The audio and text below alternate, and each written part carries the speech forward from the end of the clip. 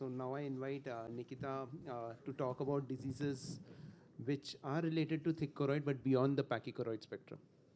Good morning, everyone. I'll be speaking today on etiologies where often choroidal thickening is more overlooked. Let's skip this part, or we have already revised anatomy of choroid. Any change in its morphology or function can lead to choroidal thickening. The term pachy is actually derived from the Greek word which means thick. So thick choroid is referred to as increased in choroidal thickness more than 300 to 350 microns in adults. Which can actually vary with age, gender, ethnicity, and many other factors. Choroidal thickness can decrease with age. It can be thicker in males, and it can have higher baseline values in some groups. And it can be thinner in myopes and thicker in hyperopes. It can actually fluctuate throughout the day. And different OCT machines can reproduce different measurements due to different algorithms. So Beijing eye study has given few factors where subfoveal choroidal thickness can actually increase. So this is where we actually understand when to consider choroidal thickness as pathological. So there are other mechanisms beyond pachychoroid where choroid can cause thickening, which we'll be discussing in the further slides. So the etiologies can be divided into inflammatory disorders where we see in weak age disease, posterior scleritis, and sympathetic ophthalmitis, and in vascular disorders where we see choroidal hemangiosis such as in Sturge-Weber syndrome, and mechanical disorders such as uveal effusion syndrome with or without nanophthalmos. And it can be also idiopathic. This is a simple flowchart, we'll come back to it later. In inflammatory disorders, the primary mechanism is choroidal cell infiltration with inflammatory mediators, and then it causes exudation where you can see the subretinal detachment slowly. So this is a quick example of weak age where you can see the subretinal detachment in both eyes, especially in the right eye where you can see the optic nerve edema, and left eye you can see the subtle detachment.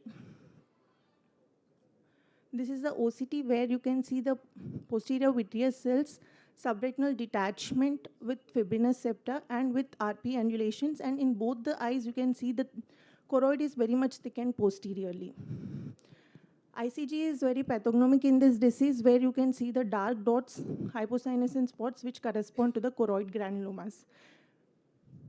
And this is reported literature where in long-standing weak age diseases, they found that choroidal thickness especially increases after the recurrence of anterior uveitis. Here is a clear example where in the picture A, the choroidal thickness is normal, and after the uveitis recurrence, the choroidal thickness has increased. And the next disease is posterior scleritis, which is a painful form of scleral inflammation where the inflammation of sclera is followed by the choroidal thickening. This is again an example of posterior scleritis where you can see subretinal detachment in the right eye.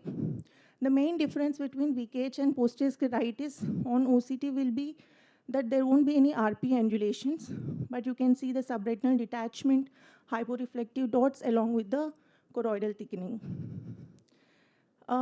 One of the key features of posterior scleritis is you will see the choroidal thickening on B scan along with subtenon fluid. You can also see T scan, which is not very evident in my case.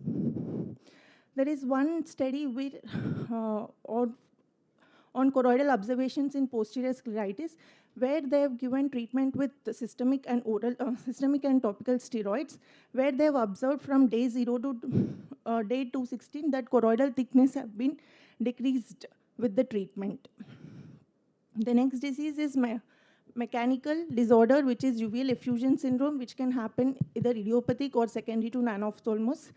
Primary mechanism of choroidal thickening in this is impaired transscleral outflow, which is due to glycosaminoglycan accumulation in the sclera, which causes the increased resistance and leads to choroidal venous congestion. This is a case where right eye you can see the choroidal folds with fluid at the posterior pole. The axial length of right eye is 15 mm and the left eye is 16 mm, and you can clearly see on the B scan that there is diffuse thickening of the choroid. This is the OCT. In the right eye, you can see a posterior vitreomacular fold along with subretinal detachment and very thick choroid in the posteriorly.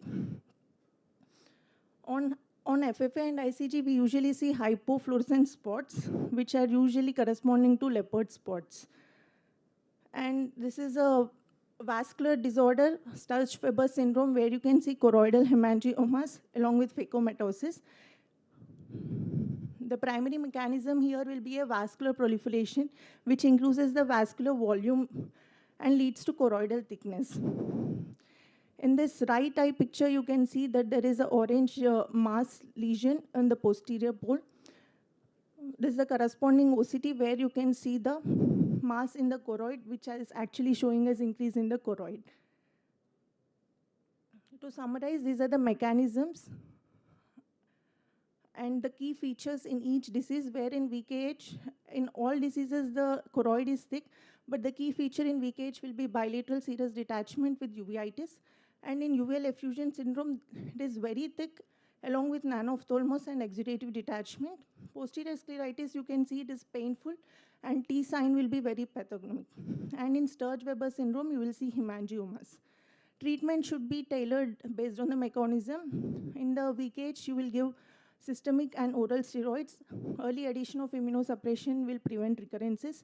In the posterior scleritis, immunosteroids along with the steroids again, and always OCT for the response of the treatment. Uveal effusion syndrome, observation in mild cases, or surgical sclerectomy or scleral windows to relieve the fluid. In the hemangiomas, usually you'll go for radiotherapy or observation in asymptomatic cases. The key takeaways: identify the cause of choroidal thickening and its etiology, assess their symptoms, use multimodal imaging to guide the diagnosis, tailor the treatment based on the mechanism, monitor the treatment with the imaging. Thank you.